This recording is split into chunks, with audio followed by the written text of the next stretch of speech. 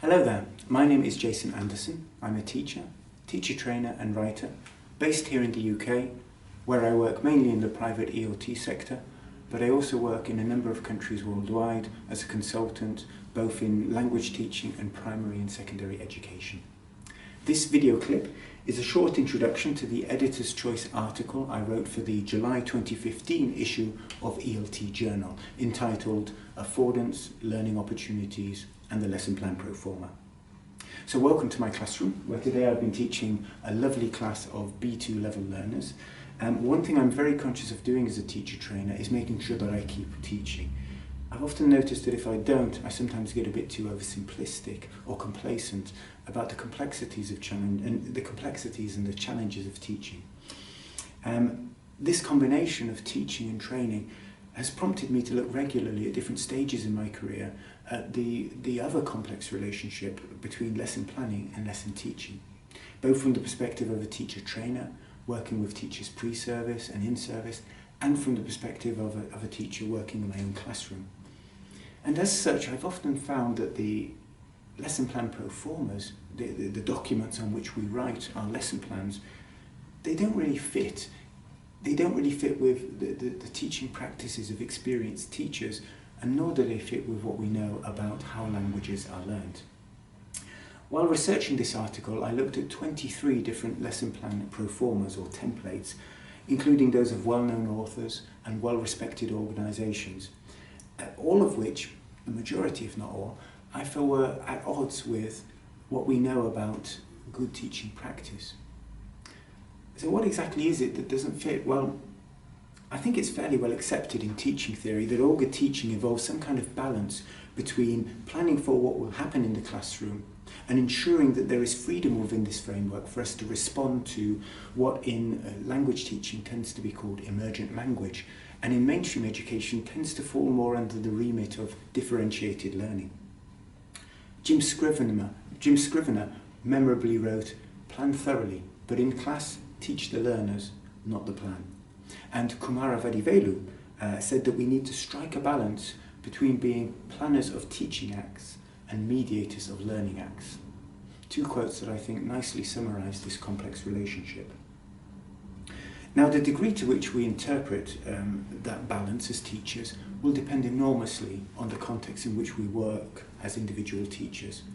Anyone teaching in a primary or secondary classroom to a national curriculum will be very much aware of the importance of organising a vast body of learning into specific timeframes so that they can provide enough freedom for them to respond to the learning as and when it happens for each individual learner. And anyone teaching in the private ELT industry, say for example here in the UK, is going to be aware of approaches such as task-based learning or dogme ELT, which both argue more for a procedural framework for the lesson, but without necessarily specifying either what procedures are going to happen or what learning will occur. Now, it's this balance that I think typical lesson plan pro formas don't really enable us to describe, and I think this is a big problem because, as I mentioned in the articles, these lesson plan pro formas often play an important role in the most formative moments in our teaching careers. For example, in the practicum phase of initial teacher training, they perform a very important role as they help to scaffold the learning for the trainee teachers.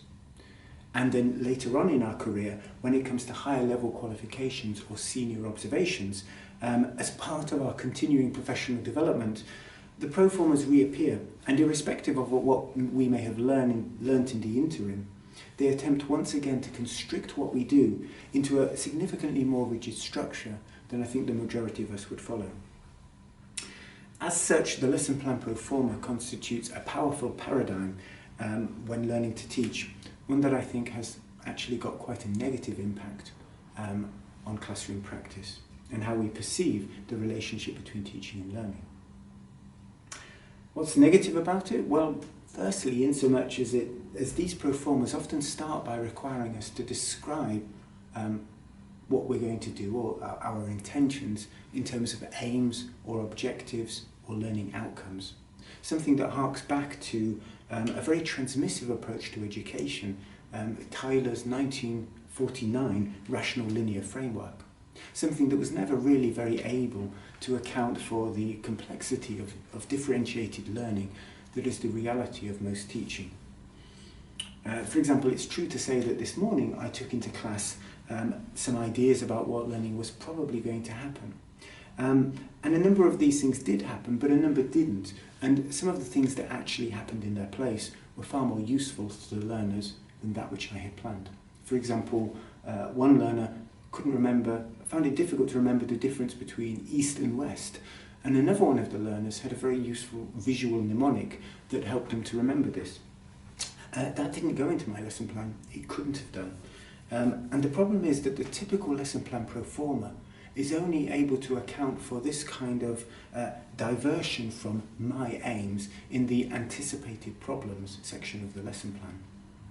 Now, in my article, I argue that such events are, for experienced teachers, the polar opposite of problems. They are affordances, to borrow Leo van Leer's term, opportunities for learning that are provided by the learning environment, which includes the teacher, but isn't necessarily restricted to the teacher. Thus, one of the things I argue for in the article is that we replace this term anticipated problems with a better alternative, possible occurrences, and that learning to respond to these is one of the key skills that we acquire as we become experienced teachers. I also argue that we should rethink how we view our intentions for the lesson, and following Crabb, I provide what I think is a realistic and honest alternative to learning outcomes, the use of the term learning opportunities, to ensure that our planning remains focused on what we as teachers can provide, rather than attempting to guarantee something that is essentially beyond our control, the learning that happens inside each learner's head. I'm sure that much of what I've said is fairly obvious to many experienced teachers, but not necessarily to less experienced teachers. So I think that this document that we use as a key part of teacher education needs to both reflect and encourage good classroom practice. The article suggests a number of modifications to the standard or typical lesson plan pro formas, all of which I believe are realistic, practical, and require fairly small changes to institutional procedures around planning lessons and the difficult challenge of assessing teaching, for which lesson plans are a very important resource. So if you haven't already read the article, please do so. I'd be very interested to hear from individuals or organisations that make changes to their lesson plan pro formas as a result of the article. And also I'd be interested to collaborate on further research into the effect that this has on learning in the classroom and possibly on learning to teach for trainee or in-service teachers. So please get in touch if you try out some of the articles, the ideas in the article. I'd love to hear from you. And also get in touch if you disagree with me. I'd like to know why. Thank you very much.